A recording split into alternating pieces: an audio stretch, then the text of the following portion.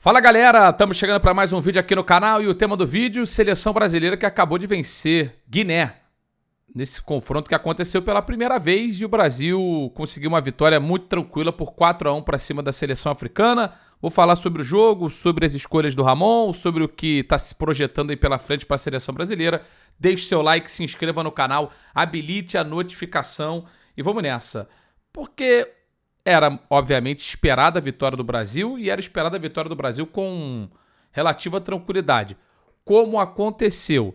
Mas acho que até o jogo ficar muito fácil para o Brasil, teve ali algum tipo de dificuldade, algumas coisas que, não vou dizer necessariamente que me preocupam, mas que me indicam que esse trabalho que está sendo feito lá na seleção não pode ser o trabalho até a chegada do novo treinador.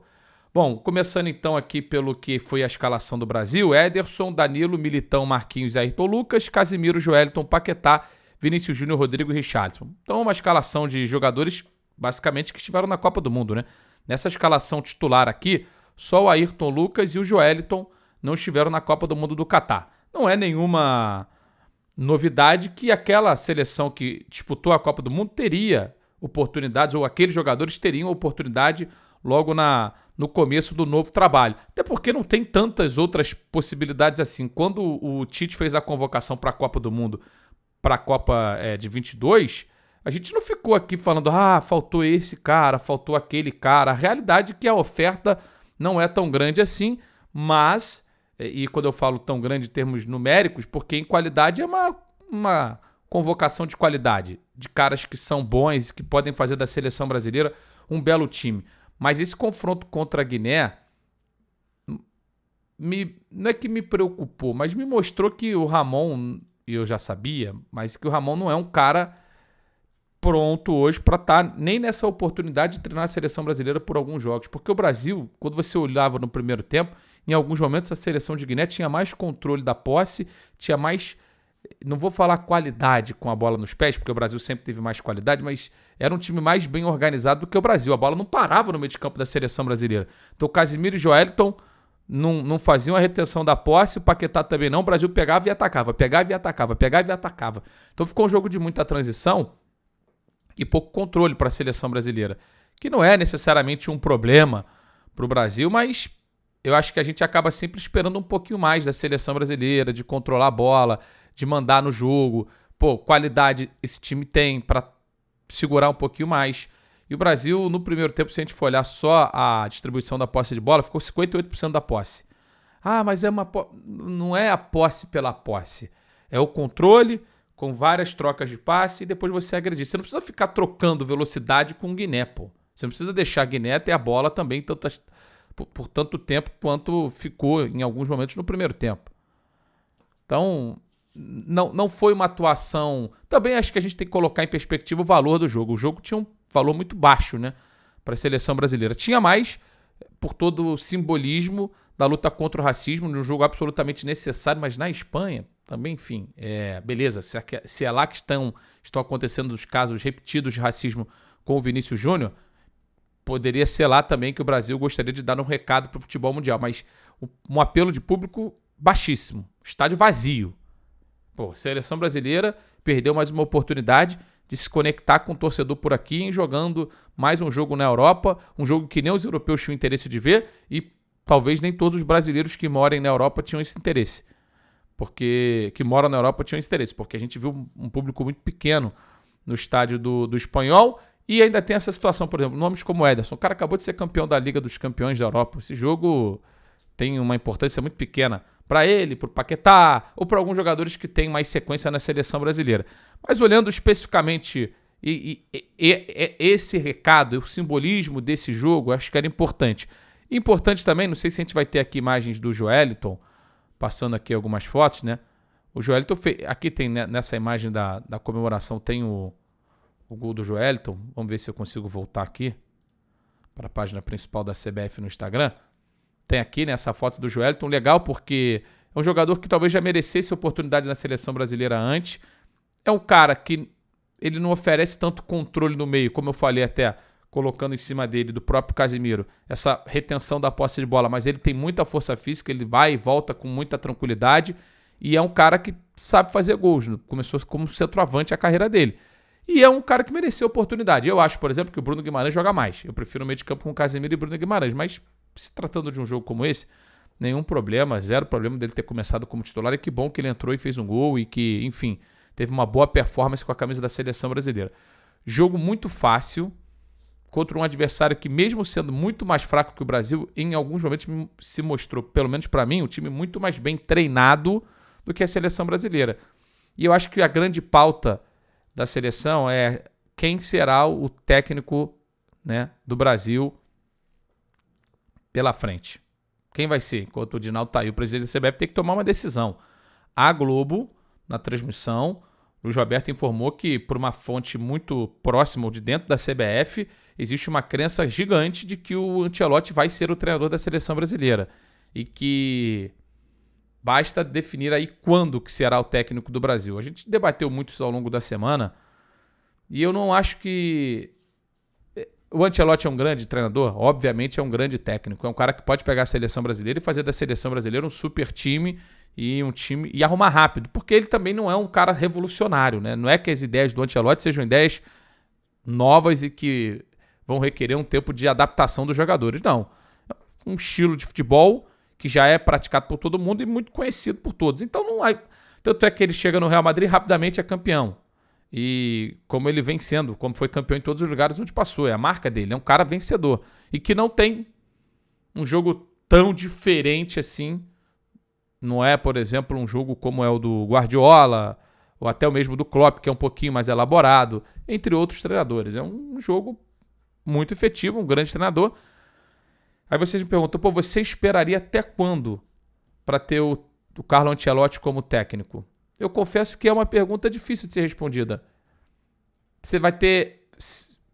Cara, a gente tá falando do Brasil, né? Será que o Brasil realmente tem que esperar um cara por mais um ano? Vai fazer diferença pro Brasil esperar? Eu não acho que vai fazer. Porque, assim, Brasil... Eu vou entrar num tópico aqui, mas... O Brasil ele vai ter pela frente ainda nesse ano, além do amistoso com o Senegal, né? Mas vai ter jogos de eliminatórias. Bolívia e Peru em setembro. Venezuela e Uruguai em outubro. Venezuela em casa, Uruguai fora. Então só para trazer. Bolívia em casa, Peru fora. Venezuela em casa, Uruguai fora. Colômbia fora. E Brasil e Argentina em novembro, né? Colômbia em novembro, Argentina também em novembro. Eu acho que, do jeito que o Brasil jogou hoje, o primeiro tempo principalmente, é uma seleção que ela pode perder para qualquer uma. Pega uma seleção bem... O Brasil vai ter mais qualidade individual do que todos os adversários aí. Exceção a Argentina, é seguro dizer que o Brasil vai ter mais qualidade individual do que todos esses adversários que tem pela frente em 2023. Só que um Uruguai do Bielsa, lá no Uruguai, lá em Montevidéu, duro. Vai comprometer a vaga na Copa do Mundo? Não vai comprometer a vaga na Copa do Mundo. Mas pode arranhar confiança, pode atrasar o desenvolvimento do time. Eu não gosto muito desse negócio de esperar até junho do ano que vem. Porque me parece muito ilógico, como foi até levantado na própria Globo. O Roberto falou assim, olha, basta saber o que a CBF ainda não sabe quando é que seria essa chegada do Ancelotti. Pô, será que ele iria na primeira janela de transferência da Europa, no virada do ano? Porra, não faz sentido nenhum o cara sair no meio do trabalho no Real Madrid. Se ele não vier agora, ele só vem em junho do ano que vem. Dá para esperar e continuar garantindo vaga na Copa do Mundo? Acho que sim. Até pela quantidade de vagas que a gente vai ter para essa Copa do Mundo nas eliminatórias sul-americanas. Os 6 primeiros colocados vão se classificar, mas o 7º ainda tem uma chance naquele playoff intercontinental. Então a tendência é que o Brasil, lógico, consiga a sua classificação. Pegando até junho do ano que vem, não teria nem outras datas assim, pelo que eu vi aqui, de confrontos para o Brasil fazer pelas eliminatórias. Então, seria algo administrável do ponto de vista de classificação para a Copa do Mundo. Mas vai atrasar o desenvolvimento do trabalho. Ainda mais um técnico que, na teoria, não conhece tanto aqueles jogadores que atuam na base no futebol brasileiro, aqueles que serão os novos a surgir nesse ciclo de Copa do Mundo. Eu ficaria com mais perguntas do que respostas, tá? em um anúncio da seleção que pode acontecer até o final desse mês do novo treinador. Mas olhando novamente para o jogo de hoje, valeu pelo Joelinton, pela novidade, valeu. O Ayrton Lucas não fez um grande jogo, também foi uma novidade aqui na lateral esquerda, um cara que acho que pode ter alguma minutagem. O Richarlison, depois da declaração, não fez um grande jogo, não acho que seja também uma unanimidade no comando do ataque da seleção brasileira. Eu vejo que é uma posição que o Brasil pode sim explorar, e aí vai depender do novo técnico, né? Enquanto o Ramon estiver lá, o que a gente pode esperar da seleção brasileira? Eu acho que nada. De verdade, nada, né? Que cobrança a gente vai poder fazer em cima do trabalho do Ramon? O Ramon, para mim, mostrou na Copa do Mundo Sub-20 que ele ainda não é um técnico pronto. Se não era pronto nem no Sub-20, imagina para a seleção principal. Isso aqui não é uma crítica ao Ramon, necessariamente. É uma análise. E é um cara que vai evoluir, imagina, ao longo da trajetória dele como técnico. Tá tendo uma oportunidade além da qualidade que hoje ele tem como treinador. Então, a convocação em si não foi um problema. Acho que o Malcom vai ser um cara legal pra gente observar nesse ciclo de Copa. O próprio Wanderson, que entrou no lugar do Danilo, pode ser uma peça interessante pra gente ter aí como alternativa lateral. O Bruno Guimarães vai ser pra mim um cara de muita minutagem.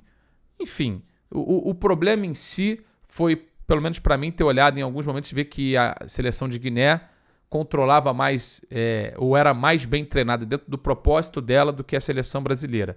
Isso pode até ser normal, porque o Brasil não tem treinador, mas não é normal em se tratando de seleção brasileira. Eu não sei o que vocês acharam do amistoso, se vocês gostaram, e eu quero que vocês respondam a pergunta aqui.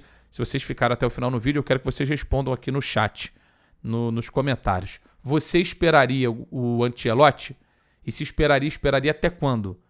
Até a virada do ano? Até junho do ano que vem? Ou não dá para esperar? Até, em cima desse tópico, quem que o Ancelotti vai mandar para cá, caso ele acerte com a seleção brasileira, para ficar nesse período entre o acerto e a chegada? Tem que ser alguém da confiança dele. Tem que ser alguém que conheça os métodos de trabalho dele. Porque senão não faz sentido. Ficar um ano com um interino e vai ficar um ano com o Ramon Menezes, eu acho que também isso é uma indicação ruim para o futebol brasileiro. Ficar tanto tempo com alguém que não vai ser o treinador.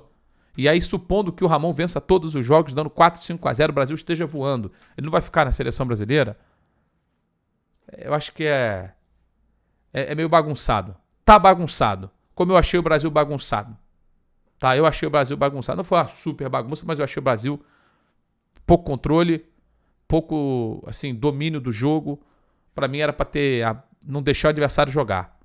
Tá? A diferença de nível é tão grande que não era pra deixar o adversário jogar. Não foi isso que aconteceu. Mas também era um amistoso sem importância nenhuma. Aliás, na minha opinião, o Brasil não deveria nem ter jogado. Não deveria nem ter data FIFA agora pro Brasil. Se fosse pra jogar, que jogasse aqui. Que usasse esses jogos da seleção para tentar aproximar a seleção do público brasileiro, fazer do torcedor brasileiro, agraciar o torcedor do futebol brasileiro com a presença de jogadores do nível europeu, de Vinícius, de Rodrigo, sabe, desses caras que estão lá fora que a gente nunca tem a chance de assistir aqui. Porque quando é jogo de eliminatórias, valores altíssimos, não é todo mundo que pode ver. Então não tem outra oportunidade. Para a gente poder ver essas grandes estrelas do futebol mundial aqui, com Casemiro, enfim, Militão, os caras todos que jogam lá fora, uma chance de vê-los aqui. Por que não, CBF, trazer esses jogos para cá? As oportunidades estão aí, o Brasil sempre acaba perdendo essa chance. Deixe seu like, se inscreva no canal, habilite a notificação e até a próxima.